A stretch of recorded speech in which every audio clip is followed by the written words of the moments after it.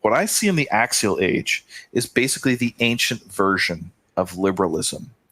Now, it's not exactly the same, but from a structural perspective and from a, like, you know, let's just looking at the implications, the deeper implications of everything that was developed, all the revolutions that happened at that time, I can see like manifest and crystal clear parallels to the revolution that gave us the Enlightenment, the revolutions that gave us Bolshevism, the revolutions that give us cultural Marxism, or whatever you want to call it today, wokeness. All of that stuff is very clearly perceptible in the Axial Age. And what we're going to do in this episode is we're going to unpack all of that.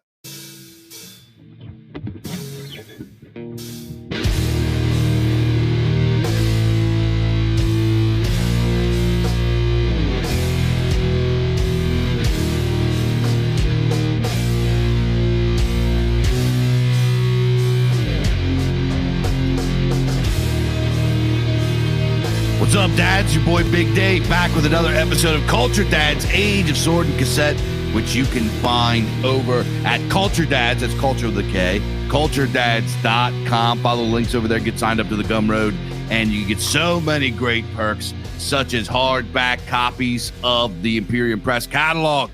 Great stuff, awesome stuff. You know what the catalog entails. You know what's in there. You got Populist Delusion, you got Ancient City, you got Indo-European Household, you got the Western Canon series, so on and so just so many great books, some of the best books in the world. You're gonna love it. You got to have them in hardback so they sit on your bookshelf forever and ever. You have foreverness, as we say. So go over there, get signed up at CultureDads.com. Follow the links, get on the Gumroad, get signed up, and you get Culture Dads every single week. You just can't beat it. You can't beat it. So go get signed up over there. And we're going to do a quick shout out to our boy, our generous patron, our big dog patron, Mr. Marvin from Germany. So hails and blessings to him. Dankeschön to him. And a few more plugs real quick. Guys, I know I've been yakking about it. I've been saying it's coming, it's coming, it's coming. It's here. It made it. We made it. We crossed the mountain. The Bizarchives issue 6 in full color is here. So you could go over to thebizarchives.com, go to the storefront, and click on the links. You can get the digital version from the website for $4.99, or you could go over to Amazon and get yourself, no matter where you are in the world, right? Amazon, here's the bonus about Amazon, is Amazon will deliver to you in Papua New Guinea. It'll deliver to you on an island off the coast of Alaska or Hawaii, or at the depths of the Pacific Ocean, at the some sort of Atlantean Hyperborean fucking agents, wherever you are on the moon, Amazon will deliver because they are, you know what they are. So anyway, you could get your copy of Bizarchives 6 from Amazon over there. It's full color. I'm very proud of it. It's beautiful. Lots of great mixed up content, stories, articles, freaking, all kinds of stuff. You're gonna love it. So go get yourself a copy. The Bizarchives issue 6. Tristan's book, my buddy Tristan, my co-host on the Bog, just dropped a book and it's popping. And I got a copy. Tons of people I know got a copy. It's going around. Germanic Theology Volume 1 from Tristan, our boy Tristan. This is we're probably going to talk about, I don't know if we're going to talk about it today. We're going to talk about it. And we just did a Bog episode where we talked about it. I'm going through it. Lots of people are going through it. We have Christian friends that are going through it, and they're saying this is really cool stuff. Like, they're finally getting a chance to look under the hood of what is part of our theology. So this is the first real big academic, real big boy theology book from our faith, the whole faith, right? Ever, because they never put out a book like this in the ancient times. So we're the first. Big deal, big milestone. So shout out Tristan. Go get yourself a copy of that. And speaking of copies of books, Shilling Books, Imperium Press is about to drop yet another awesome book. And this one, I'm excited about most of Imperium Press books. I like all of them, but there are certain ones for Big Dave that are just like I'm like, oh, and I get excited. And this is one of the ones that I'm getting kind of sweaty about. I'm feeling a little, I can't wait. And I can't tell you too many details, but right now I can't wait. It's just like a dope samurai book. It's a book that's getting translated from Japanese. It's for having its first ever like real good translation into English from Japanese. And it's going to be freaking cool. It's going to be super cool. And it's going to drop right as a time as I'm like balls deep in this Shogun show right now. So I was Mafia pilled some months ago. Now I'm Samurai pilled, and I'm ready for some samurai books. This is going to be a fucking doozy, bro. It's going to go on your shelf, and it's going to become a classic. It's going to be dog-eared and well worked over in Dave's library. I know you're going to love it. When I first read it, which I actually did for the first time after we had it translated, I know it by reputation, but I hadn't actually read it before. It's called the Hagakure, which is a 17th century samurai. I don't want to say manual. Really, what it is, it's a series of orations that were delivered by this like retired samurai who was actually prevented from committing seppuku, which is the honorable, like if you're a samurai, you either die in battle or you commit seppuku, the ritual suicide. Those are the only two honorable ways to die, really. And he was prevented from doing that for like various reasons. But as an old man, he delivered these orations to one of his students, and it became this book. And my God, it is so unfathomably based. It's unreal. It's unbelievable. There's so much good stuff in it. And it actually applies to the topic we're going to talk about today. But yes, by the time this episode drops, this Culture Dads episode, I will have dropped a Substack article that gives a real in-depth analysis of the text as a comparison between the samurai ethos and the Germanic warrior ethos, and there's a lot of overlap there. So I think our guys are going to really like this book.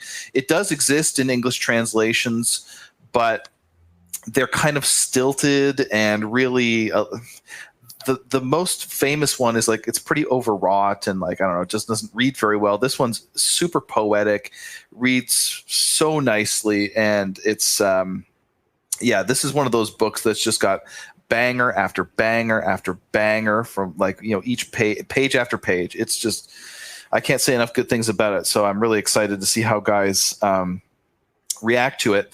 But, the thing about it that really struck me, or at least one of the things that struck me about this book, is that it really harkens back. As I said, there's a lot of comparison with Germanic warrior aristocratic culture.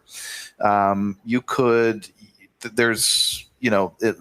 could compare it to like the medieval, like knightly, like chivalric values. You could compare it to any number of like Homeric society. You could compare it to any number of Indo-European warrior cultures, and it holds up. And it's very much, it's more like those cultures than those cultures are like us today in the modern age, like the liberal modern, like in post-Enlightenment world.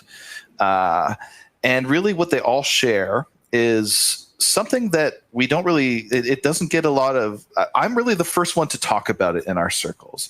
And that is the Axial Age. It's actually this samurai, this work of like samurai philosophy, what have you, Homer, the ancient Germanic North. Really what these all harken back to is the time before what we call the Axial Age. And now this is one of my bugbears. It's like one of the things that I talk about, that I'm known for talking about in the scene, is talking about the significance of the Axial Age. A lot of guys are kind of familiar with it. They've heard of it. If they're really up on their religious history, they might know that it's kind of really it's like the period of history when all of the major modern world religions were born. It's this major turning point in human history where when we look back on it from the modern age, we go from saying, okay, these people who came before, their shit is foreign and incomprehensible. We go from that to, okay, that might be a little bit weird, but I get it. It makes sense to me. We go from how is this even a religion to religious frameworks that actually do map onto our values and what we know, even if they're not ours, like Hinduism and Zoroastrianism. These things, even though they're not our religions, they do make sense to us in some ways. And this transition from like one thing to another happened all around the world at roughly the same time. And it was coined, that the term the Axial Age was coined by a guy by the name of Karl Jaspers, who is a philosopher in the 20th century. He coined the term, but other people he wasn't the one that discovered it. Other people have talked about it before in other terms. So it's like, I have heard about this, like the Axial Age. I've heard about it a long, long time ago, like when I was a pretty young guy, sort of casting about and looking for my own religious path, because I was not born into a Christian family.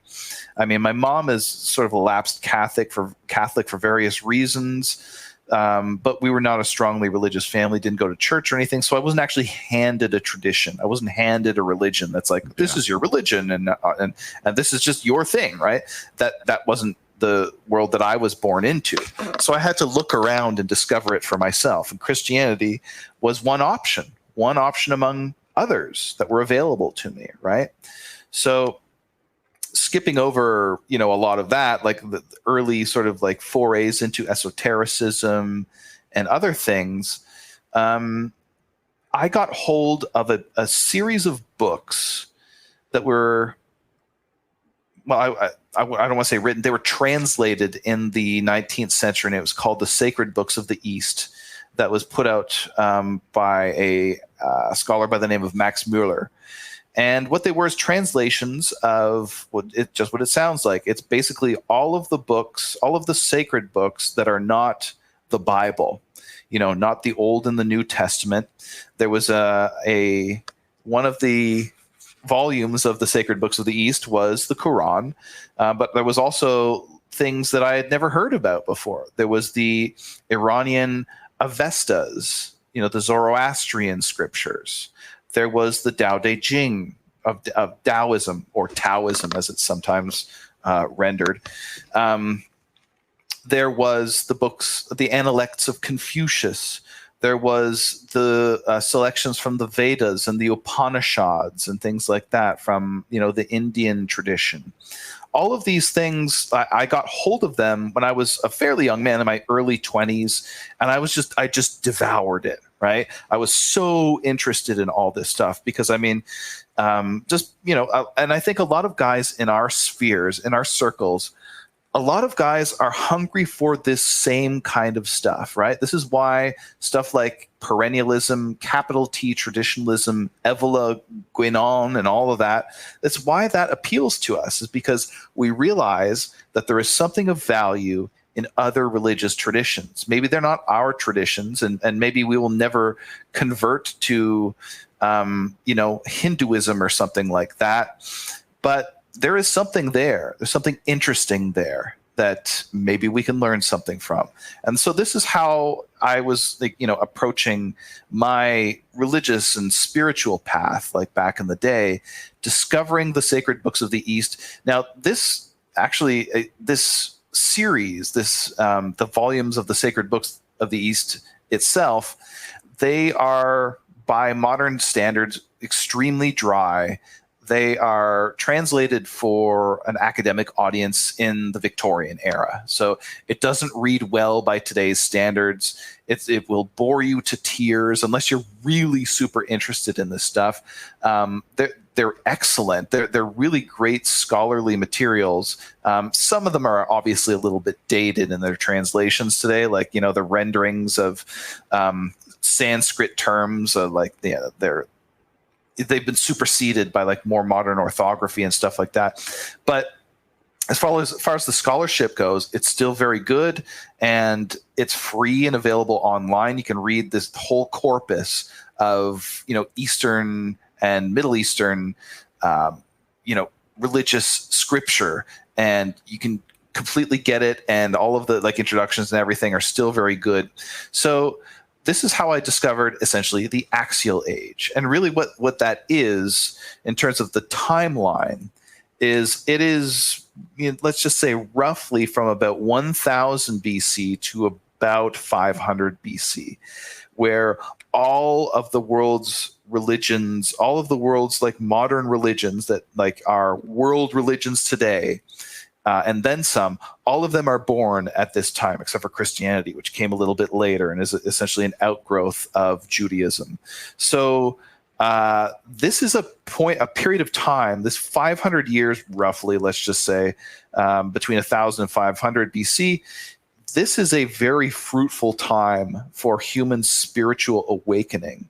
And obviously, anybody who has any spiritual or religious sensibility in them that is not forbidden from examining it because they're a devout Christian or whatever, anybody like that will automatically be drawn to the Axial Age. So it seems like this bright and shining edifice that just comes from out of absolutely nowhere and establishes all the foundations for our religious lives today.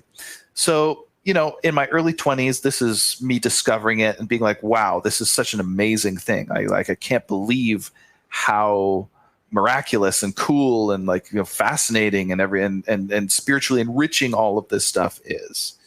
But of course, that wasn't the end of the story. I've been around for 20 more years than that, roughly, right? And I've gone through quite a few developments, which I won't go into here. Basically, my political journey has led me from, let's just say, a semi-conscious liberal, somebody who just accepts the liberal, order just at face value of okay, well, obviously the Enlightenment is good, and obviously freedom is a good thing, and obviously equality and all of this stuff. So I've gone from somebody who just implicitly accepts all of that to somebody who is extremely highly skeptical of all that stuff. And to give you the punchline up front, what I see in the Axial Age is basically the ancient version of liberalism. Now, it's not exactly the same, but from a structural perspective and from a let's just looking at the implications, the deeper implications of everything that was developed, all the revolutions that happened at that time, I can see manifest and crystal clear parallels to the revolution that gave us the Enlightenment, the revolutions that gave us Bolshevism, the revolutions that give us cultural Marxism, or whatever you want to call it today, wokeness. All of that stuff is very clearly perceptible in the Axial Age. And what we're going to do in this episode is we're going to unpack all of that. So before I do that, Dave, why don't you get a word in here before I fucking go off forever? So going into this, me and you have talked about this. I'm actually a little bit, I don't know what the word is for it. I question the whole theory of the Axial Age, for example. Not that it didn't happen, not that there was this great shift across the world, but I find it implausible that these cultures that many of them had nothing to do with one another, and several of them came to these conclusions centuries apart, just did it on their own. You know what I mean? I have the theory, now I'm not a historian or anything, I have the theory that this had to do with the influence of Buddhist missionaries. That is my theory, because a lot of these cultures that we're talking about had some sort of contact with Buddhism or Buddhist missionaries at some point. Obviously, the Hindus in Asia, that's where it came from. And then later on, by way of Alexander and Greek imperialism, Buddhism found its influence into Greek society and to North Africa and beyond. So, and a lot of people don't know how subversive Buddhism really is. Like Buddhism, we kind of look at it now as this kind of, I don't know how we don't look at it with critical eyes. It's kind of like, oh, well, it's harmless. It's this thing over here. Some of it's kind of based and they're not really doing anything. Buddhism was the first like missionary, like subversive religion that would come in and syncretize with native religions and take over and pretty much change their worldview over time. It happened in Japan, happened in China, happened in India. And in fact, the Hinduism that we see today with, we don't eat meat, we this very, as Mike would say, axial understanding of religion comes from Buddhist influence. In fact, them not eating meat came from, there's like a Buddhist king that changed it. Like Buddhists eventually got in it, and they weren't just like these like pacifist travelers sharing wisdom. If you know anything about Asian history, especially in like Japan and in China, the Buddhists were very, very notoriously violent and had their hands in political subversion and stuff like that. There was orders of Buddhist assassins. They were effectively sort of like Jesuits or Quakers or something like that, who are both very reminiscent of Buddhists in their theology. So that's kind of my theory that I throw out there. Somebody that knows history a lot better than me could probably rip it apart. But it's just like, for me, it's hard to believe that these cultures, everybody from Egypt to Greece to Asia to all across the world, in the same span of a couple centuries, just like flipped to effectively believe sort of the same thing. You know what I'm saying? Yeah, it is. The one thing you can say about it for sure is that nobody knows for sure. I mean, I hate to say that because, we all want to be, we all want to be uncompromising about these things and have all the answers and everything like that. But the fact is that it is just, it's a mystery. It's an unbelievable, I used to think of it as a flowering of human culture. Now I think of it in sort of different terms, but it's very hard to explain. At the very least, we can say that much. But I think a good place to start is to begin with the guy who brought it to light, who coined the term, to say what he thought about it. And then maybe we can talk a little bit more about what it replaced, which is for me actually the real meat of the matter. This is like the thing that came before it. And I'm going to argue that not only did it come before it, but it's still with us and is actually the foundation, basically the axial acquisitions, the things that came in on top of the what was before the Axial Age, were sort of like a layer that was laid on top of it. It was not something that was superseded or left behind. It's still the foundation. It's just kind of covered over with what is ultimately a kind of distortion, mostly. But anyway, we can talk about the Karl Jaspers, the philosopher who brought it in, and then we'll talk a little bit about what it replaced, and then we can go into a little bit more depth about exactly what it means and everything like that. So Karl Jaspers was a German philosopher born in 1883. I think he was a Kantian, actually, like one of the last major Kantians. But he began as a psychiatrist, not a philosopher, specializing in mental illness. He gained a teaching post at Heidelberg University and then turned to philosophy in the 1920s. Living in Germany, of course, at that time during the Nazi regime, he was marginalized because he was married to a Jewish lady. After the war, he moved to Switzerland and he kept teaching. And in 1949, he wrote a book that introduced this concept of the Axial Age. And he also wrote an article some years later that I sent to Dave to read, and it's very revealing. It's geez, I forget what the name of it is right now. It's like The Axial Age, a basis for human unity or something like that. And he says at the beginning of it, sort of like lays his goals kind of bare at the beginning. He says, in this time of exacerbated nationalisms, the notion of the unity of mankind seems almost an anachronism. Yet, if we're to dispel the shadows of barbarism, and he means nationalism, we must regain some sense of this profound reality. That is, the unity of mankind is what he means. So what he's trying to do here is like when a guy like Hegel says that all history moves towards Christ, he doesn't like that, right? It's exclusionary. It doesn't include everyone, because not every people is a Christian, and the Chinese are probably not going to be Christianized anytime soon, and whatever. He wants to find something that's universal. He wants to find a historiography, an explanation for human history that includes everybody, that's valid for all people. He wants it to be demonstrable and empirical. And he named it, in the German, Die Achsenzeit, so the Axial Age. And he pegged it a little bit more narrowly than I did with his time frame. He says it's about 800 BC to 500 BC. In China, what you get is the rise of Confucianism and Taoism. In India, you get what we call Vedanta and Buddhism. In Iran, we get Zoroastrianism.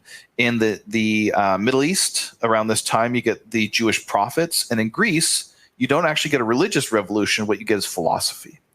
And what Jaspers says about this axial age, he says, man became aware of existence as a whole. And in becoming aware of existence as a whole, what he means is that like mankind comes to radically question inherited tradition. And Jaspers phrases it as logos versus mythos. So logos replaces mythos. Obviously, those two are Greek terms. He says that what he calls the age of myth, so this is mythos, obviously, has ended, and the age of rationality begins. That's logos's rationality, right, for him. Religion comes to be informed by what he calls ethics, which we will define that in a bit because he means it in a specific way. The myths themselves, they're sort of relegated to secondary status. So whereas people before this tended to believe that the myths like legitimately happened, like literally happened this way in this world, like the gods are interacting with the Homeric heroes and everything. For him, he says the myths then became parables. That is, they were teaching tools. They were didactic. They were supposed to teach you, make you a better person, edify you. And new myths came into being around this time. Like the myths of, say, like, the Christian Passion or whatever, or the myths of the Jewish, Exodus and everything like that. We don't think of those as myths. We think of those as history, but they are myths in the way that is, they are a story that is meant to, in this case, replace the old myths. But overall, the overall sort of effect of all of this is that myth as a whole gets dissolved. And what the Greeks called being, with a capital B, comes into view. So it's existence as such, like not just being as in the simple meaning of the term, like I am. It's what is it to be a thing? That is what is being examined here, whether it's in the Upanishads, whether it's in Greek philosophy or like Zoroastrian theology. And then we get the invention of philosophy. And in sort of thinking about these things from an abstract perspective, like stepping back and removing yourself from the situation and being like, what is it to be a thing? Not just like, who am I? Or like, where do I fit into my tribe or whatever? But the question, what is it to be a thing at all, requires that humans be individuated. So the person who's considering all this stuff now exists in opposition to or apart from his tribe. the subject, the individual subject, which has been invented now, can sort of like bypass his tribe and perceive the great unity of being directly in all of this, right? The subject and the object are invented, and mankind, like, you know, the individual subject gets separated from his body, his like bodily particularity. And in fact, you know, as we'll see with Hinduism and Buddhism, the body becomes a prison itself. And human beings, they see the world in a different way. The world suddenly doesn't, it's not this thing that, like, you know, it's not this like sort of garden of delights, or like, you know, a place where all the good is to be found in this world. All the good is sort of like pushed onto another realm. And human beings seek liberation from this world. They renounce the body, they renounce pleasures, they renounce the world. And in doing so, they have to be individuated to do that. So that's basically, in the lightning round version of what Karl Jaspers says about the Axial Age. So I think probably the best way to set this in relief here against like what I've just said is to say what it replaced. So before I do that, Dave, did you want to jump in here? No, keep going. All right. So what it replaced is essentially the default view of like human life, right? And it's kind of like we kind of need a name for it. So I think the best way that we can put it is it's what I've been calling folkishness, right? What comes before the Axial Age and what the Axial Age replaces is what I would say is folkishness. And it's important that we have this as a basis for comparison. So this is what the Axial Age turned away from. Essentially what it was, in a nutshell, in like one term, is ethnic society. That is what the Axial Age turned away from. And it involves absolute authority, for one. In folkish society, in pre-axial society, I'm just going to use folkish for the rest of this podcast to describe the pre-axial age. So in folkish society, authority is absolute and unquestionable. Morality is not a matter of debate. It's not something that's up for discussion, but it is tradition. And tradition is just handed to you, and you accept it without questioning it, right? Like that is just the way it works, right? You don't get to choose your own ethics. You don't get to choose your own family. You don't get to choose your own skin color or anything like that. Authority is bound up with your thrownness into the world. It's just as much something you can't choose as, like, you know, who your grandfather is. So that's one aspect of folkish society. Another aspect of this, like, archaic pre-axial folkish society is blood. It's a tribal society. And because it's a tribal society, and we can see this in some of the later, like paganisms, for example, like Germanic paganism is a great example of a pre-axial or folkish worldview that persisted for, you know, many, many millennia after the Axial Age. In tribal society, like Germanic society, your morality only extends so far, right?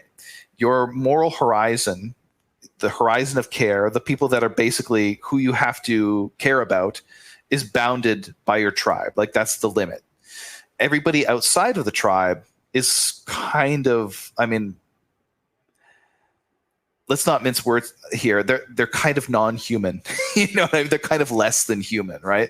They're outside of all moral consideration, which is something that completely people find, like liberals and people who are, you know, ensnared by modernity, find that absolutely reprehensible. But that is tribal society. That's tribal ethics, right?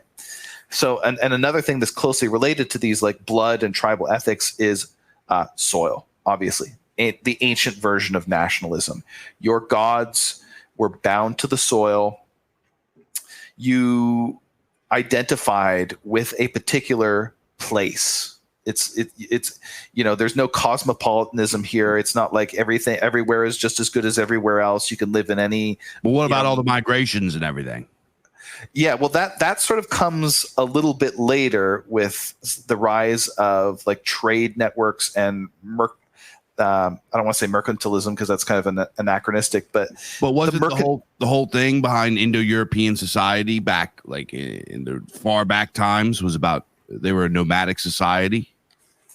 Yes, yeah, they were a semi-nomadic society, and this is actually a disagreement that I have with a lot of the guys who are like Indo-European stands in our thing, is that, I mean, if you look at some of the later Indo-European societies that were still very mobile and very much like pastoralist societies, like if you look at the Scythians, if you look at the Indo-Iranians, who we will talk about in shortly, these societies, they were obviously mobile, but they were still tied to a place. Like they were mobile within a certain ambit, within a certain range. They didn't just sort of like knock around like atoms or billiard balls anywhere around the steppe at all. They were still tied to a place. Like there's a famous quote in was it Herodotus's Histories, where the Greeks come upon, I think it's the Greeks, but it's somebody anyway,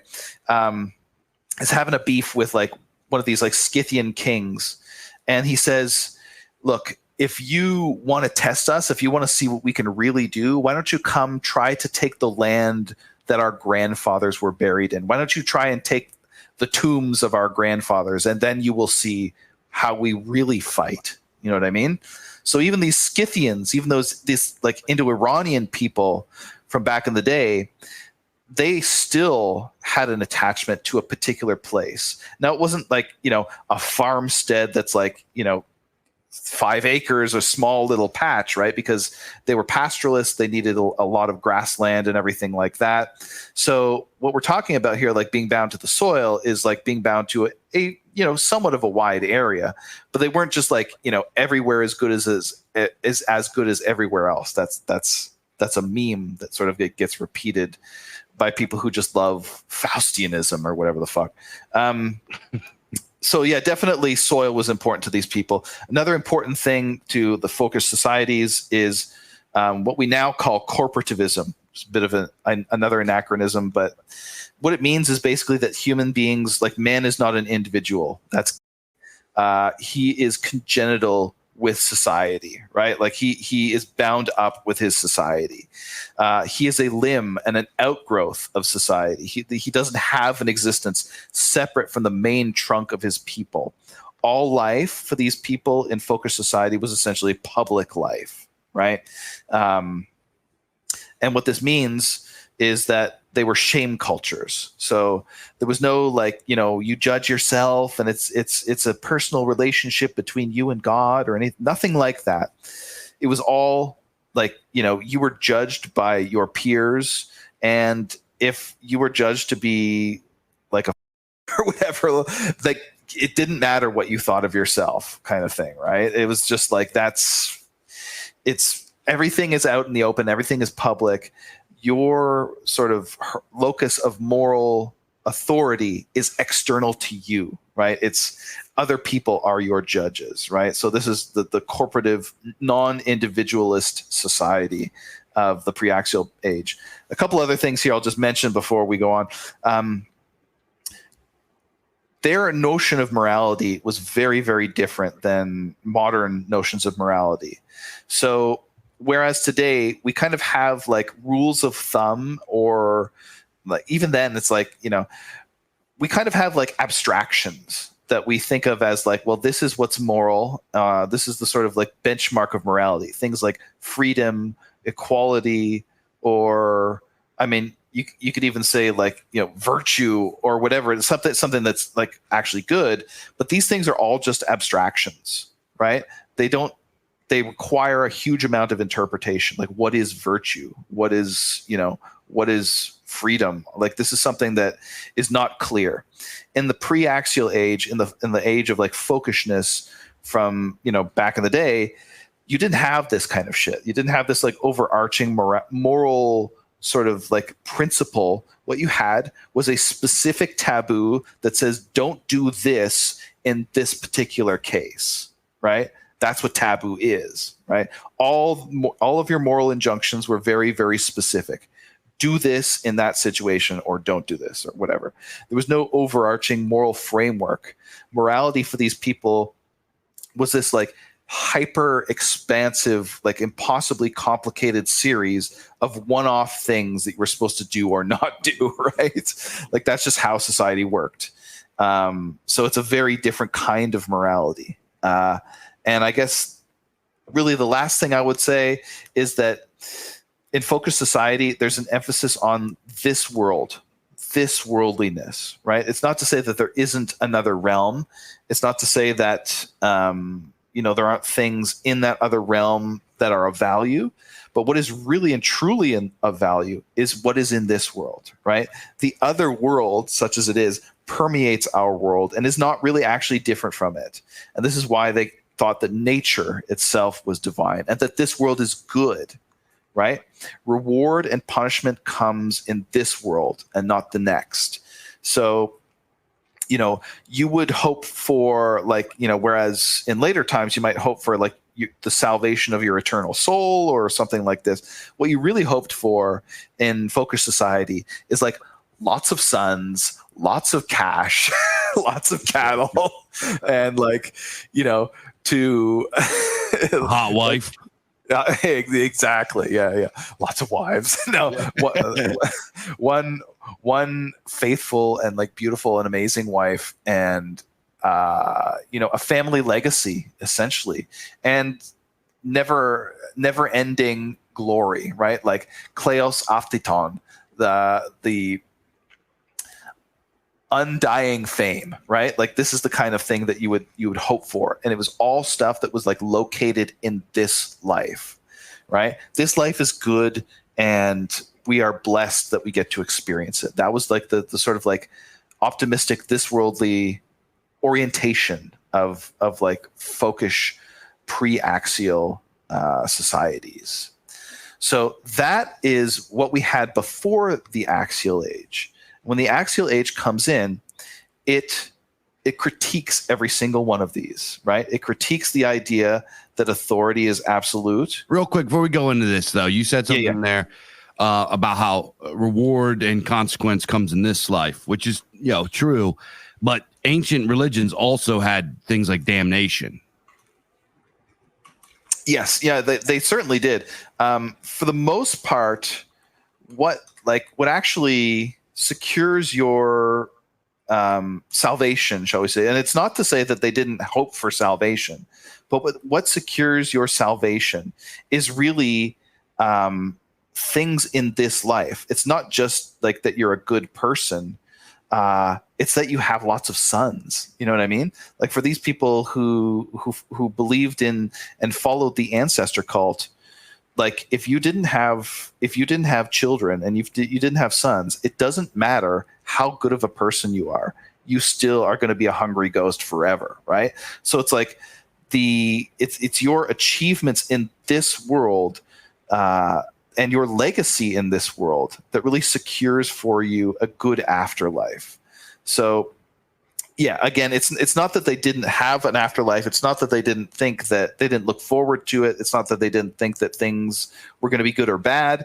It's that there was much more of an emphasis on this world, and what happens in this world and what continues to happen in this world after you're gone still matters to your salvation after you are gone. Yeah, that's a big difference. A big difference. We talked about this. Me and Tristan talked about this on the Bog for years about how I guess you could call axial religions are effectively all death cults, and ancient religions are fertility cults, right? We have ancient religion. We believe that, this life is what's good and that the dead envy the living. And you can see this in everything from freaking Homer to the Edda, all of it demonstrates how the underworld is kind of this spooky, gloomy kind of place where the dead go, and to be alive is good, and you must appease these. And you mentioned about hungry ghosts and everything. It's like there are so many people in like 100 years, this planet's going to be haunted as fuck.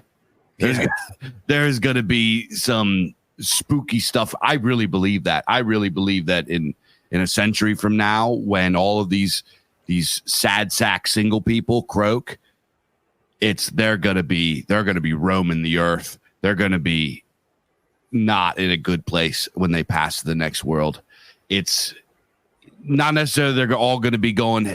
I'm not necessarily saying that if you don't have kids, you're going to ultimate damnation like that. The really bad places in the underworld are for people that commit really egregious people that commit really egregious sins and are of corrupt souls. So you're not going to go there if you're not like a hideous, horrible, disgusting, depraved person.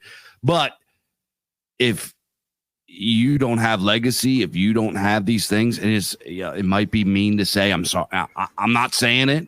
This is just what it is that when you don't have these things, when you pass on, it's not going to be fun. It's not. Here's the deal: is that these axial, as Mike calls them, these axial religions kind of paint this picture that the afterlife is this beautiful place of salvation, and you go beyond, and you go to peace, and you go to this kind of stuff. And our ancestors just did not believe that. They understood that after you pass from this world, you go into the next. You have a long, hard journey through the afterlife. All of the religions believe this. That's why they buried people. Everybody from the Germanics to the Romans to the Greeks to the Egyptians would bury people with gold, would bury people with, the Germanic burial process was to give people hell shoes, special shoes, so they could make the long trek through the afterlife. You know what I mean? Look at all the crazy stuff the Egyptians did to prepare somebody for burial. They carved their guts out and put them in jars and buried cats with them and companions. And the Germanics, when somebody would die, a lot of times they would send their concubines and their wives with them, or horses and pets and slaves. And so you could have an entourage with you into the afterlife. Now, obviously, I'm not suggesting that when you croak, everybody should we should kill your wife and kill everybody, go with you. But what I am emphasizing is that view, is that the afterlife, it's not like, oh, you die, here come the angels, and now they come take you to this paradise. It's not like that. It's just like regular life. Regular life, you're born and you have a struggle and you have to fight and you have to journey and you have to claw your way to where you need to be. It's the same thing in the afterlife. You have to make a long trek through the underworld to get where you need to go. And then you go before a council, you go to the hell thing where you are judged. And after you are judged, then it is discerned where you end up. So, like, what does it say? It talks about, I think this is in the Prose Edda, but it's still something that's pretty well accepted, is that there are rivers. They say there are rivers full of knives and blades, and every good deed that you did is a plank that goes across that for you to cross. So does it happen like that literally? Is it literally like a river of swords? I don't know. I've never been there. I can't tell you. Well, I have been there, but I don't remember. Right. So I can't tell you. Yeah. But I would take the intention and the vibe behind that very seriously. That when we pass from this world, we do go through a pretty crazy journey through the afterlife, and it's going to be hard, and it's not all glorious and easy and stuff like that. And I think a lot of people glommed on in the ancient times. A lot of people glommed on to these religions that promised those things, because who doesn't want things to be easier, and who doesn't want to, when they die, the beautiful angels come and take your soul to paradise? Who doesn't want to believe that? You know what I mean? That's a much easier way out. It's not an easy way out. You know what I mean? Yeah. That's according to my faith. Well, it's not just the Germanic faith, right? This is, Dave was right to point out that the Egyptians believed this too, right? It's not just Indo-Europeans, although it is certainly Indo-Europeans, but like many other cultures believed this about the afterlife prior to the Axial Age, prior to all this like religious reformation that went on in this time. They believed that the afterlife was a trial, that it was not a pleasant place for everyone, and not only if you were just like a naughty person or whatever, but if you hadn't secured the right things for yourself in this life, and especially if you hadn't undertaken the rituals like they in the proper way. Like if you read the Egyptian Book of the Dead, for example, this is a very, very, very thick book. It's like if you get hold of it, it's probably 1,000 pages long. And what it is for the most part is it's just like, you know, people think that like ancient texts like the Book of the Dead or the Rig Veda or anything things like this, that they're going to open it up and it's going to be like mythology, like telling you about like what the gods did and all of this stuff. But that's not what like these really super ancient texts are. What they are is essentially manuals that tell you how to perform the rituals to get yourself where you need to go in the afterlife. They're like series of hymns and like songs of praise so that you can invoke the deity to have them bring you what you need to have to like have a good life and to get where you need to go on the other side, all of this stuff, right? This is what the most ancient, this is what the folkish, the pre-axial, the most ancient religious, the scripture, this is what it kind of like looks like, right? And when you get this reformation, when you get this changeover, things start to look very different. What was it? You mentioned something there, Dave. I forget what it was. I was gonna comment on it about the afterlife. But anyway, I've lost track of that. When these new religions come in, with these reformers, these like religious revolutionaries, essentially, when they come in, what they do is they say, in a nutshell, what they say is like all of that like ritual stuff. It's not like they do away with the rituals, but they de-emphasize the rituals.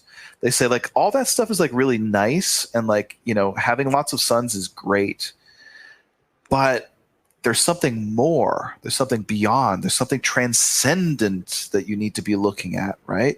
And I think a good way of like making this concrete for us is to give like a real example of like how one religion gets subverted. Let's be honest. I mean, this is really the, like, you know, ultimately what it is, how traditional Indo-Iranian religion, for example, gets critiqued and reformed and revolutionized and subverted by Zoroastrianism. That is a really good example. So in about 1000 BC, we get a figure by the name of Zoroaster who comes in. And he gives us what's perhaps the quintessential axial religion. Buddhism is another quintessential one. We'll talk about that too. And what Zoroastrianism is it's a heretical revolution against traditional Indo-Iranian religion. So and Indo-Iranian religion is a great example of like a folkish religion. So just a quick word on who the Indo-Iranians were. The peoples who became the Iranians and the Indians were originally one people that lived in Central Asia sometime between 2000 BC and 1500 BC, roughly, let's just say. And we know what they believed. We know what their religion was because of comparison between the Rig Veda, which is the oldest Hindu scripture, the oldest, Indian scripture, and the Avesta, which is the oldest Iranian scripture of Zoroastrianism.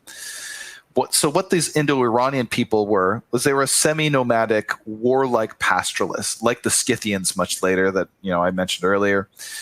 And they had the typical Indo-European package of like material cultures, right? They had horse domestication, they had the wheel, they had bronze working. They were a warlike people, right? And they already had a caste system at this point of priests and warriors and farmers and also artisans as well in the case of the Iranians.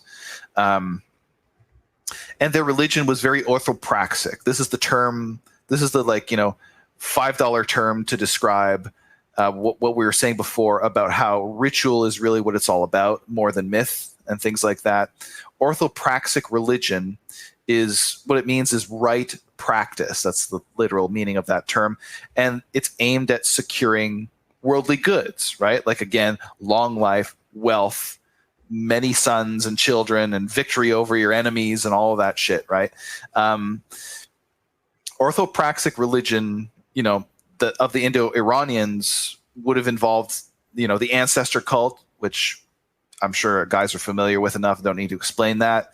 The hearth cult, which is kind of like bound up with the ancestor cult, and fire worship, things like that. These Indo-Iranians, these like ancestor people of the Iranians and the Indians, they had a huge pantheon, a very, very large pantheon, worshiping many gods. They were nature worshippers. They worshipped trees, like auspicious trees, especially ones that were near rivers and things like that. And morality, in the sense that I mentioned earlier about how morality is like taboos and specific injunctions to do this and that, in this case, their morality was concerned above all with proper ritual observance and formally addressing gods, like in very particular ways. And their gods were sort of split up between, roughly into two categories, what we would call ahuras and daivas. Ahuras means lords. These were like the gods of oaths and things like that. And they had a chief ahura in the Indo-Iranian pantheon called Mazda. And this was the god of wisdom. The daivas, this other category of these gods, literally means shining ones, and they were kind of like lesser deities associated with various good traits and like things like glory and justice and brotherhood and obedience and all that. And now the last thing I'll mention about the Indo-Iranians and their religion is that it also involved what we call cosmic maintenance, which is a term that was developed by like one theologian. What it means is that human beings have a role to play in upholding and even in the continuation of the cosmos. And you can see this in lots of traditional religions. It's not just an Indo-European thing. You can see this in the Aztecs and lots of New World religions, like, the Amerindians, things like that. You can see it in other parts of Asia and Africa even. This is a kind of a human thing, right? And the idea is that human beings have to perform ritual in order to keep the world in working order. In order to keep the sun moving on its course, the seasons going in the right order, time moving forward, and crops, yielding and things like that. All of that stuff is not just like automatic shit that happens like from physics or whatever. It happens because you've performed the rituals properly, right? That's what these people believed. Yeah. And the priestly caste has a responsibility to maintain the world itself. So the Indo-Iranian creation story, which will sound very familiar to Germanic heathens, involves the primordial sacrifice and dismemberment of a man, right? And named Yimo. And this sacrifice has to be ritually reperformed by humans in order to ensure that order continues and that chaos doesn't creep in. So once again, the spirit of the ritual does not matter. It doesn't matter what's in your heart. It doesn't matter what you meant to do. If you zigged when you should have zagged, you fucked it all up. And like the world itself is maybe at stake. So extremely high stakes here. The letter is what matters. Exact performance is what matters. It's the letter and not the spirit of the thing, right? And so this religion, because it's so orthopraxic and everything, it doesn't have very much of a doctrinal or a philosophical element. What you believe kind of doesn't matter, except to the extent that it like affects your ritual praxis. And this is an orthopraxic religion. So that's Indo-Iranian religion. That's a folkish religion right there. What happens when Zoroastrianism comes in is it appends all that, right? Centuries later, after the Iranians have split away from the Indo branch that went into the Indus Valley, became the Hindus. Centuries later, we get a guy by the name of Zoroaster, and he is a hereditary priest And so he's of the priestly caste. He looks at like the warlike and the tribal Iranian society around him, and he decides that he wants to pacify it. He wants to make it more priestly or whatever.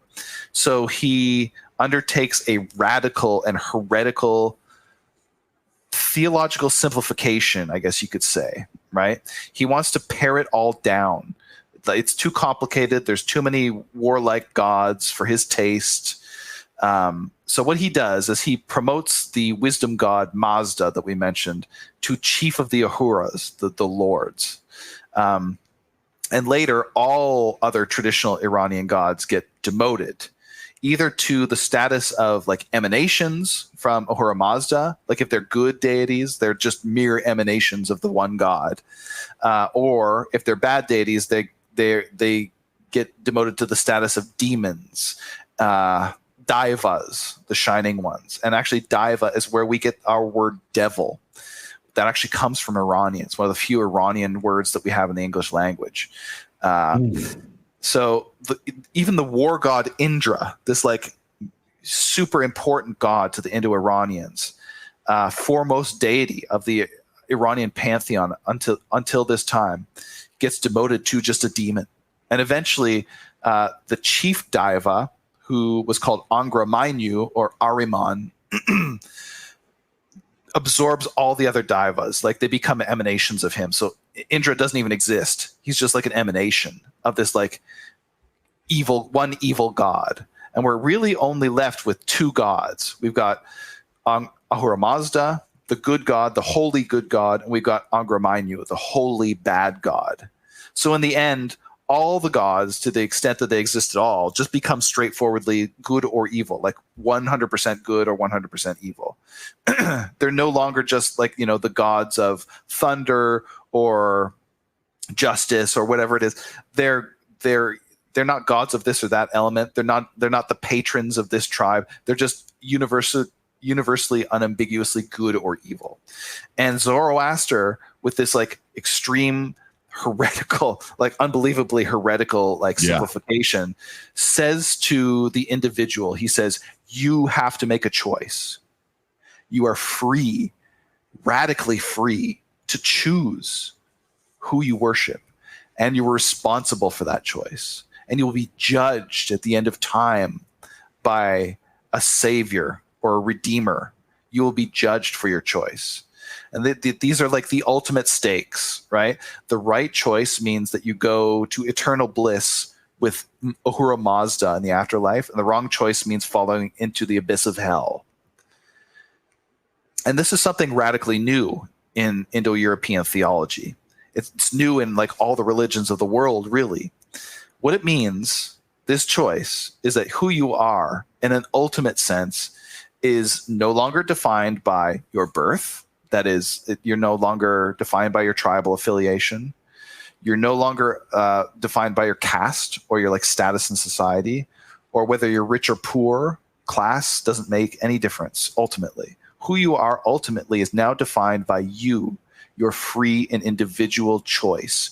You are fundamentally the author of yourself.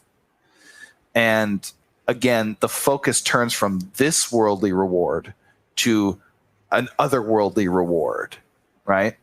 So in a nutshell, that is Zoroastrianism. And that's how it relates to what came before. So I think that's a good kind of example of like the transition from folkish religion to axial religion. All right, so we're coming up on an hour here. Was there another pathway you wanted to go in with exploring this topic here? Yeah, I mean, like there are so many of these like religions. So I mean, Iran is not the only what we call axial center. It's not the only place that this happened. It also happened in India with Vedanta and Buddhism. It also happened in East Asia with Confucianism and Taoism. It happened in Greece with philosophy. It happened like in many, many different places. So, I mean, yeah. Do you think we should like sketch out some of those other ones, or should we just like talk a little bit about like what's causing this, or we could talk a little bit about like how it relates to like modern liberalism or whatever? Like what do you think is a good direction for us to go here? Let's go into how this led to today. Right. Okay. So we just sketched out a concrete example of the transition from something folkish to something axial, from Indo-Iranian religion to Zoroastrianism. But we can also talk about the structural changes that happened all across the axial centers, whether it's Taoism in China, Vedanta and Buddhism in India, philosophy in Greece, or what have you. Right, we can talk about the axial acquisitions that came in as innovations in all the axial centers. One is that they acquire what we could call propositionality.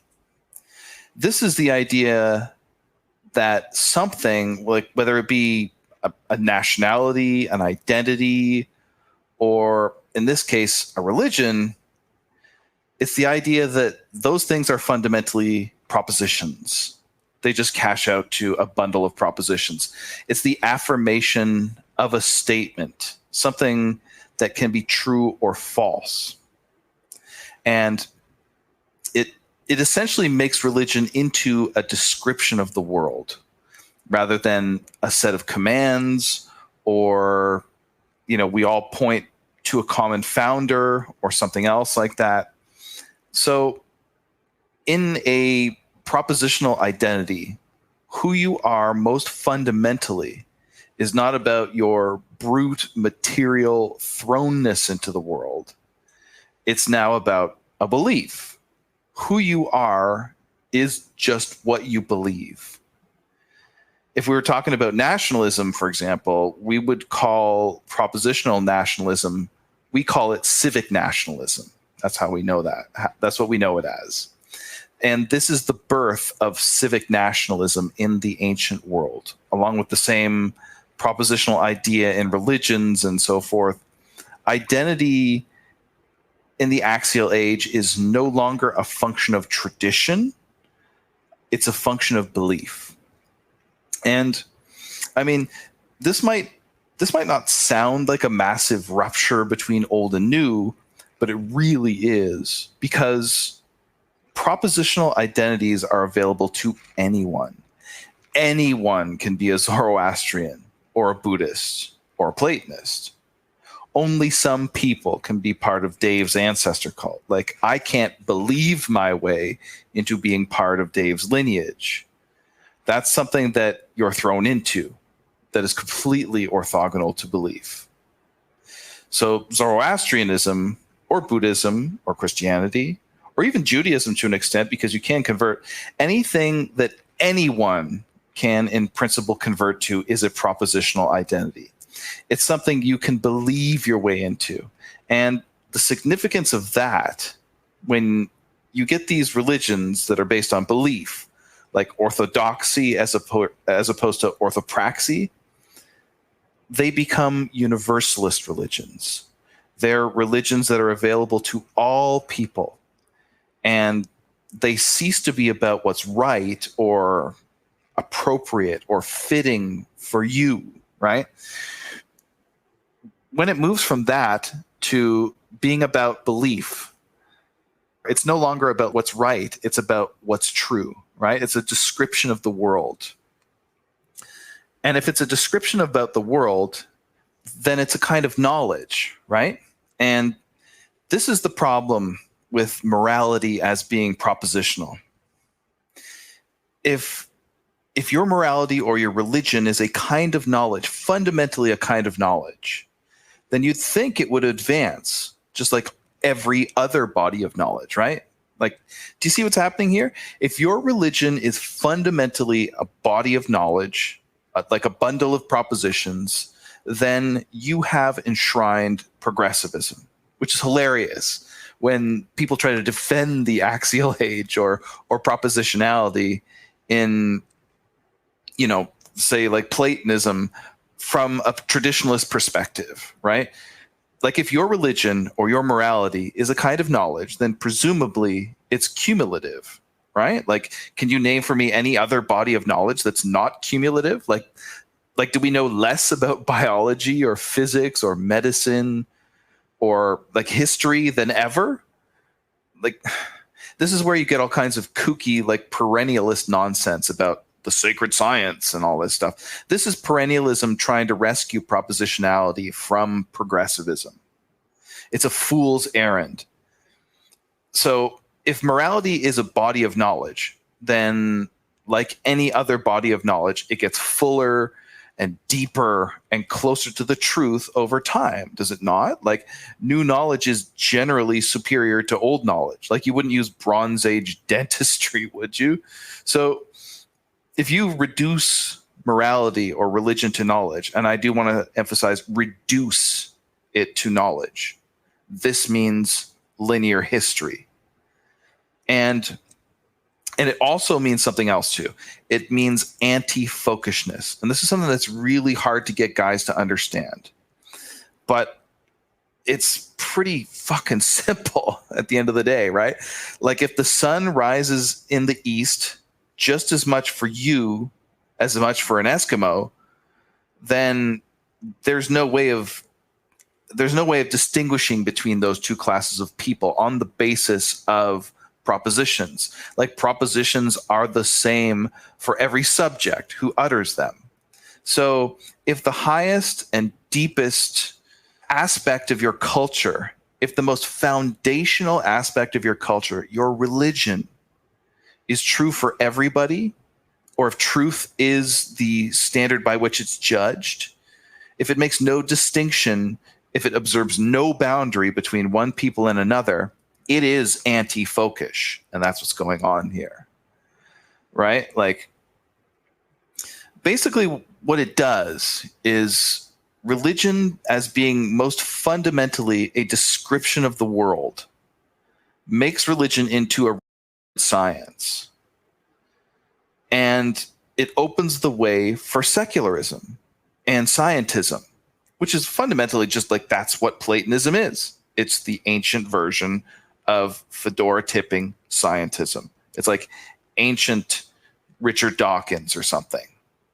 And another thing that making your religion fundamentally propositional does, like, propositionality seems to be this thing that's just like, okay, it's a thing, I don't know, it doesn't seem to have any obvious implications, but when you pull it apart, when you look underneath the hood, it has all these terrible implications. And one other thing that it does is it brings in abstraction, right?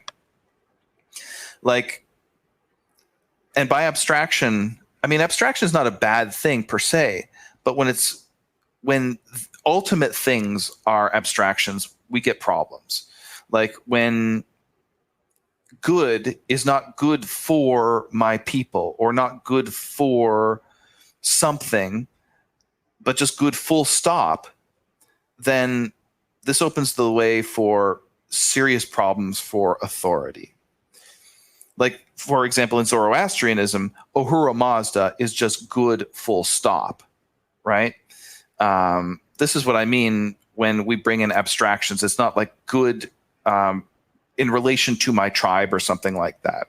And when you get these abstractions of like good, or, you know, say freedom, or, you know, equality, what have you, when you have these abstractions that are the benchmark of what counts as valid, we get what one of our authors, Dennis Bouvard, in a book we released ages ago, it's so good, and I wish you guys would read it. It's called Anthropomorphics. He coined this term super sovereignty. And what super sovereignty does is it undermines all possibility of authority. And this is what happens when you place freedom, when you make freedom or equality or, you know, something like that as the benchmark of what good is. Like, when the king's command, or even the god's command, is subject to your judgment, to the individual's judgment as to whether it comports with, say, something like maximizing freedom, or whatever it happens to be, if it's an abstraction that sits on top of the authority's command, the god's command, then you sit in judgment of the god or the king. And this makes authority impossible, right? Like, how can the god's command bind you if you are the judge of its validity according to this abstraction? You're literally putting an abstract concept on top of a concrete god. So if authority, like of the god or the king or your father or whatever it is, if any authority at all is subject to your conscience, how can you be bound by law at all? You can always overrule it by finding another abstraction to hold it to account towards. If you sit in judgment of the law, you are the law. So this idea of super sovereignty, or logos is the watchword for it. Logos comes in at this point with the advent of the Axial Age. This idea of super sovereignty or logos, it is perhaps the most corrosive acid imaginable. It dissolves all authority, and it doesn't take much analytical power to see how this, you sit in judgment of authority business leads directly and inevitably to modern individualism. So, like, as a concrete example, say that your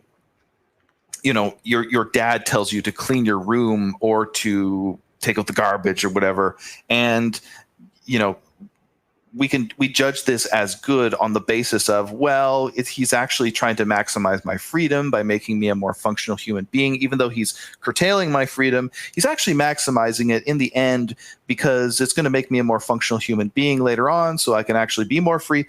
Like this kind of stuff. What it's doing is it's allowing you to sit in judgment of your father. And ultimately what that means is that his authority is subject to your deliberation, and this destroys his authority. If authorities are to be judged according to your standards, ultimately, then you don't have any authorities. And this is something that I think is fairly obvious. It doesn't lead anywhere good. You know what I mean, Dave? I know that you have some thoughts about, like, the shittiness of abstractions. Really what it does is it brings in ideology. This is the birth of ideology, and there's like acquisition of like axial abstraction. So yeah, there's many things like that come in at this time. But I think, propositionality and abstraction are two of the worst things that come in. It really opens the way to modern liberalism from a like structural and principled standpoint. Yeah, absolutely. And that's not to say that some, because here's what separates dumb people from smart people, is that smart people are able to conceptualize abstraction. Abstraction is fine. Abstraction exists in storytelling and, music. Before you write songs, it's an abstraction, right? There's abstractions in all kinds of stuff.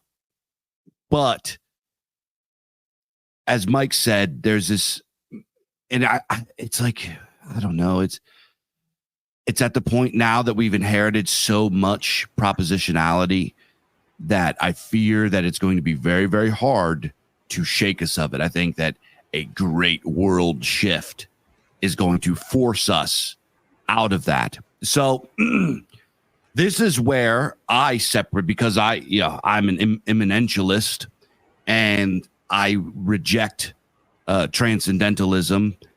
There is a speaker at Mr. Survive the Jive's Pagan Futures a couple years back named Dr. Borgia. And I think Dr. Borgia is a very smart man. And I've actually spoken with him, and he's a very nice man.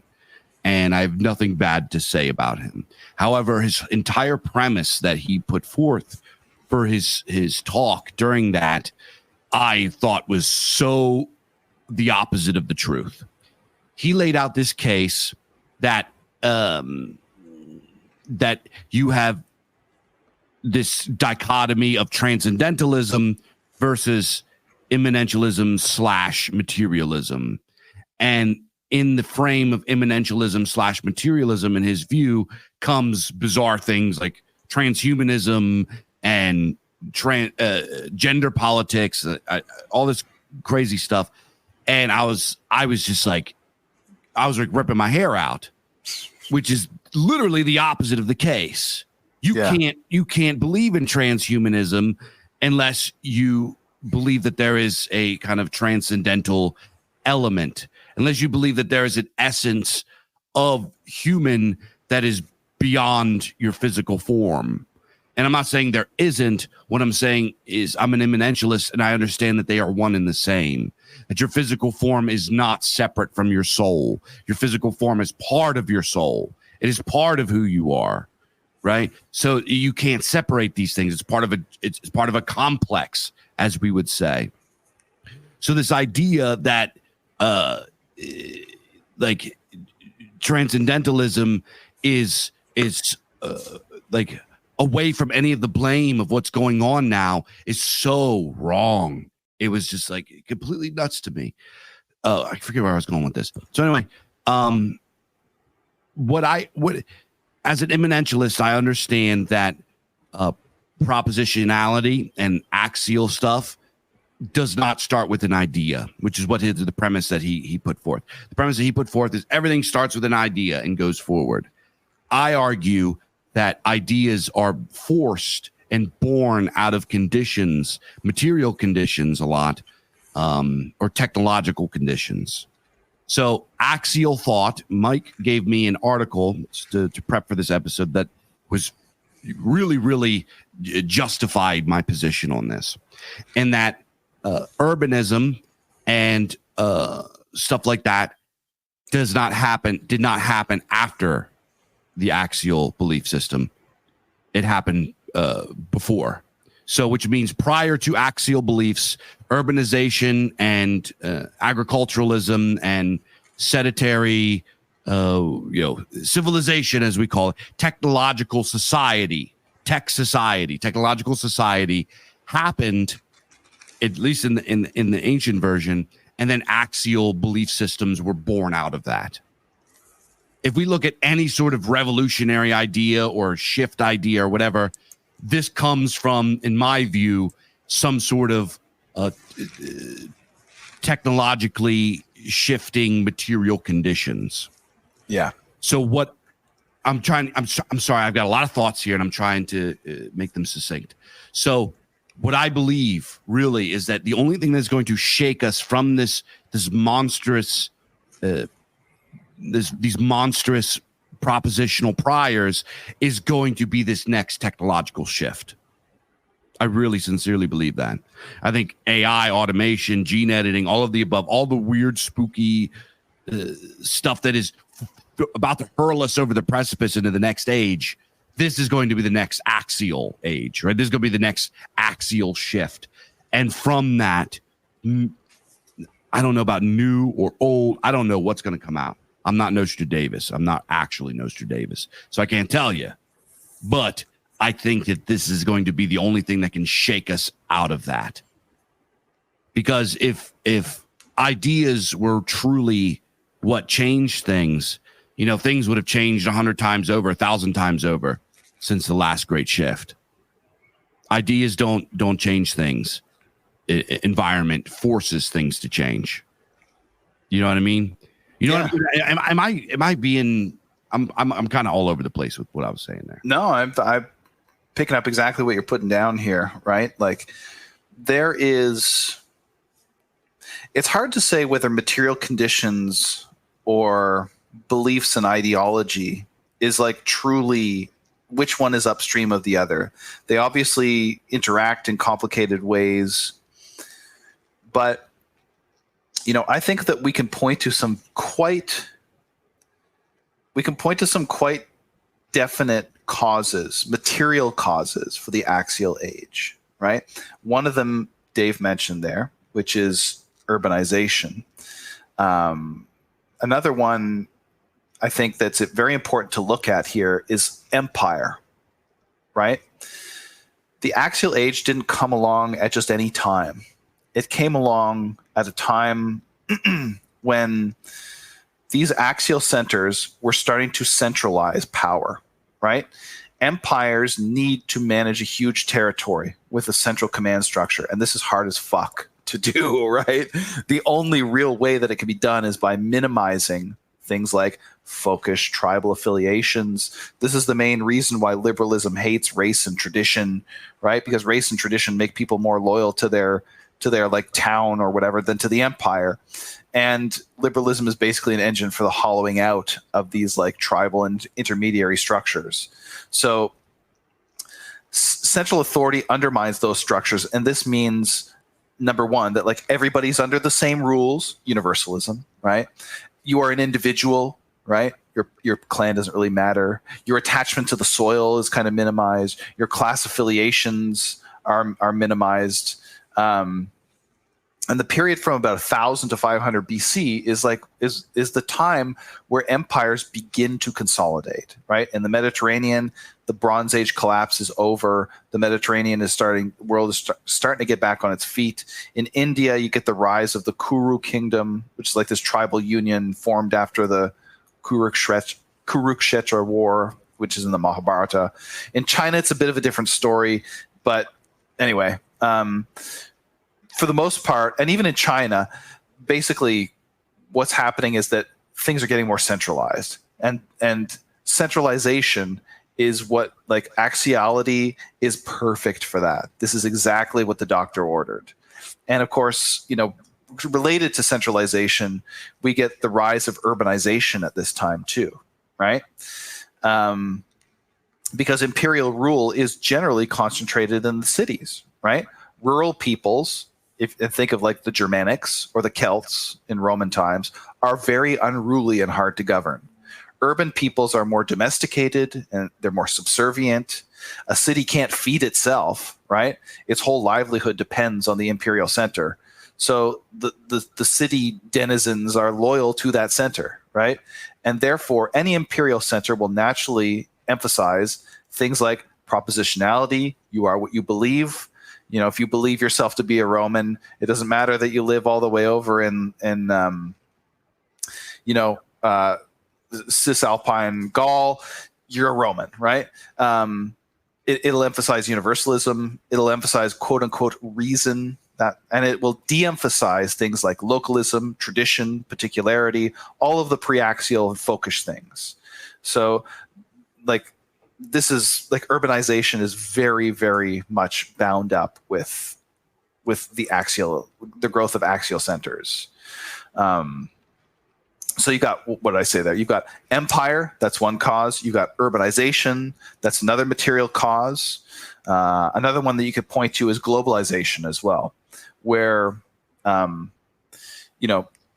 if the axial age is the acquisition of abstraction, well, long distance trade, like global, when we say globalization, it's obviously sort of like, it's not really global at this time, but it's much further than in like recent history at the time. Long distance trade requires more abstract thinking, right? Even if you're just doing it for profit, making like a long journey means thinking differently. You don't just like strike out in your little skiff or like, in your chariot with no plan at all. You have to know where you're going. You have to draw up a route. You have to talk to people who've been there. It requires a level of abstraction beyond what like a subsistence farmer needs or something like that, right? You have to think on the order, not just of like seasons right now, but like maybe years at a time. So trade really does require this kind of like axial abstract thinking, right? And, as this proceeds, like you get more and more trade, you get the rise of like merchant classes as well. And this brings me to the last of the causes that I've sort of like thought about for the rise of the axial age, and that is wealth, right? The growth of wealth is a huge driver of these like axial acquisitions. Researchers have like, there's this thing that was established about 10 years ago, this big database that's just got like a mass of information about the ancient world or history or whatever. And it's been used like it's such a great resource. People use it to like, run tests and do like, statistical analysis and things like that. This database researchers have found using it that there was a massive, massive uptake in energy capture just before the Axial Age. And energy capture is a reliable indicator of wealth, basically. So wealth was a big driver of the axial acquisitions. And probably the mechanism here is that you had the rise of a new merchant class, right? Like you had like trade and the growth of wealth through trade and everything. This new merchant class created like a new man, like a wealthy people that had no political power, basically, because political power was concentrated in tradition, in royalty, in warrior aristocracy and things like that. So at this point, like it wasn't long before these merchant types who had like all this wealth and no power, it wasn't long before they translated that wealth into power, through fairly obvious mechanisms. And so what they're going to do is they're going to patronize and foment revolution, basically. And if you actually look at the history of Zoroastrianism, Zoroaster himself was very clearly patronized by like wealthy people and like important people, basically. So it makes total sense. So yeah, what Dave's saying here about how these religious revolutions that got us away from tribal affiliation, from folkishness, from these like orthopraxic religions that were traditional and bounded and like for a particular people, that was all driven by some of these like material conditions that were changing. So to kind of sum it all up here, with what Dave was saying about how the next big change is going to come, like a next axial age is going to come with a change in material conditions. If you look around the world right now, if you look at what's happening globally with the breakup of like world hegemony, American hegemony, if you look at the like move now from unipolarity, like America world police, to the rise of China, the rise of Russia. If you look at that move here, you tell me, listener, you tell me if you think that empire, urbanization, globalization, and massive growth in wealth, do you think those things are going to last? If you do, then you should bet on the Axial Age continuing, or the axial ideologies. If you don't think that we're going to have, if you think that empire is on the way down, if you think that we're going to be less urbanized and people are going to leave the cities, if you think that globalization is going to devolve down to a more local level, and if you think that people are going to get really fucking poor really fucking quick, then you should bet the farm on the return of a folkish pre-axial worldview. So, I mean, obviously, I know what I'm betting on there, right? So, yeah, I think folkishness is it's a bull market. Oh yeah. I don't really have too much more to add. Is there something else? Is there another? So, we went into how this transformed into liberalism, how a change away from it can happen, and what it is. Is there any other avenue you'd like to explore here? I guess I would just like sum it up, because we've gone through like so much information here. Yeah. I would just kind of sum it up here about how does all of this matter? Why is it relevant to liberalism today? And to kind of reiterate what I said at the beginning, you can see the seeds of modern liberalism in the Axial Age. I found in doing a little bit of prep for this episode, I've actually found a paper that was written in 2011, kind of like before like nationalism started coming back. And it was like, we are now entered into a new Axial Age from about it said like the middle of the 18th century to now. We're in Axial Age 2. And I very much believe that. I think they're right on the money with that. It's actually funny that somebody else came up with this idea way before me. You know what I mean? Except for because it was written in 2011, and we were still kind of in the end of history. You know what I mean? It was like couched in all this language of like, and it's irreversible, and it was just like optimistic about how like the new axial age will never be reversed, and like unlike the original axial age or whatever. And now, like less than just a little over 10 years since then, we can see that was very, very wrong. Things are certainly turning away from that towards illiberalism. So I guess I would say that, to make it very clear and concrete, the axial acquisitions from like 3,000 years ago gave us, number one, the individual. Number two, radical choice.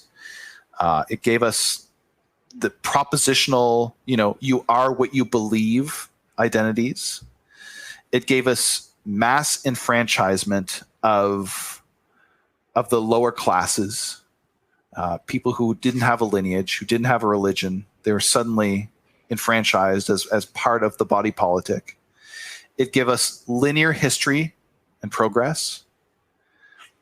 It gave us universalism, and it gave us, the technical term is deterritorialization, which means soil doesn't count for anything.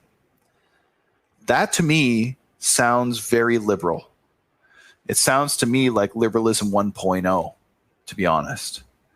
So if we look back on these religions, if we look back on the developments, whether it's in Greece with the development of philosophy and Platonism, if we look at the Middle East, if we look at the religions that came out of there around this time, and we look at those things and we think that any of that can be used to oppose liberalism, I think we're out to lunch. Completely out to lunch. We have utterly and totally misjudged what liberalism is and what the fundamental imperatives at the heart of our civilization are. So I guess that would be my last word. I think the axial age is utterly crucial to understand, and to the degree that if you don't understand it, you kind of can't understand modernity.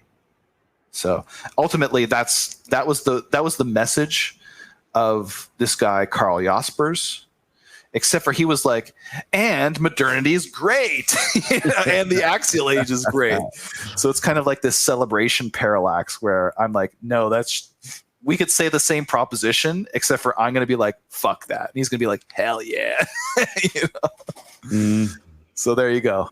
And I guess I would also say, just quickly, to round this out, to the people who think that the axial age is irreversible, right? That like we really can't go back, that now the toothpaste is out of the tube or whatever it is, just look at history, right?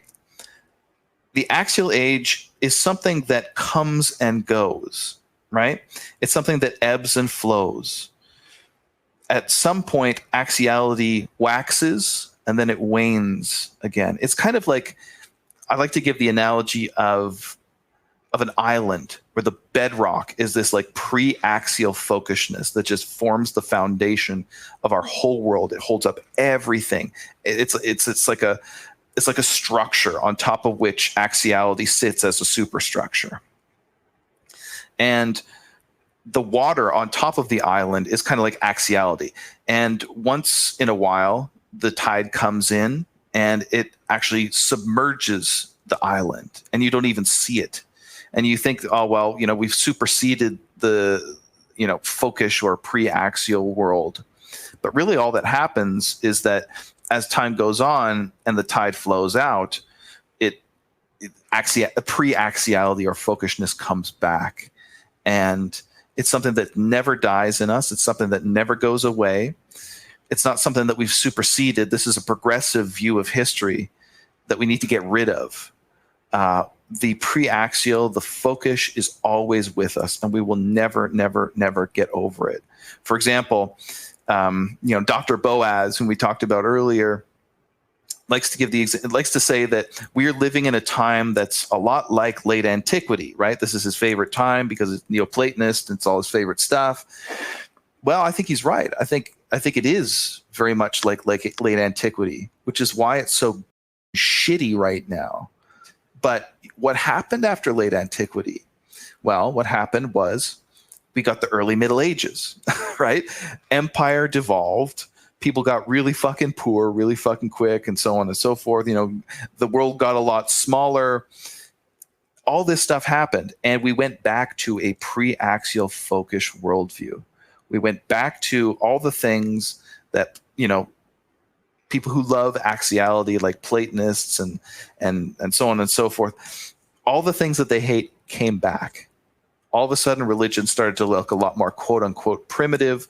All of a sudden, things got a little bit more rough-hewn and barbaric. And that's a good thing. And that's coming back. And it's never, in truth, it has never left us. It's not coming back. It's always been there. It's just that the water is flowing out and the island is starting to show. And our pre-axial folkishness is coming back. So I guess that's my last word on the matter. All right. Awesome stuff. All right, Mr. Mike, you want to wrap it up here? Let's do it. All right, folks. Firstly, shout out to our big dog, generous patron, Mr. Marvin from Deutschland. So hails and blessings to him, and hails and blessings to all you culture dads out there that continue to support us and support this. We have another network popping up, the Hearthfire Radio Network, which is nigh. It is coming any day. It'll be here very, very soon, and make sure you go over to Imperium Press and buy the new book, Germanic Theology, which, talk about pre-axial stuff. That's what you want to go check out. So go get a copy of that. Furthermore, talking about pre-axial stuff, by the time you're hearing this, the new Samurai book will be out. So you guys are going to love it. I think after I get this book, I read it, I'm so samurai pilled now. Like, my wife is going to come in and she's going to find me like on my floor, kneeling to in a kimono, and have like statues to kamis with a fucking katana. And I'm going to go all in. She's going to be, what are you fucking doing?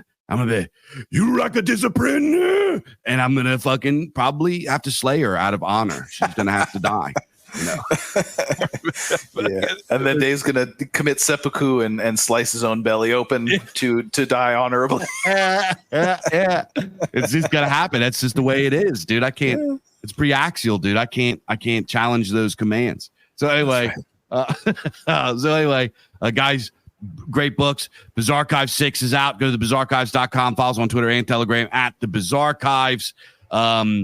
I'm forgetting my plugs right now, so I think that's about it. If you're not signed up already, make sure to go to Kulture Dads. It's Kulture with a K, kulturedads.com, and go get signed up. Follow the Gumroad and all the links and all that stuff, and you can get hardback copies of the Imperium Press catalog, including Western Canon series and beyond. Help them save the Western Canon from the scumbags that want to erase it. And I'll see you guys next time here on Kulture Dads.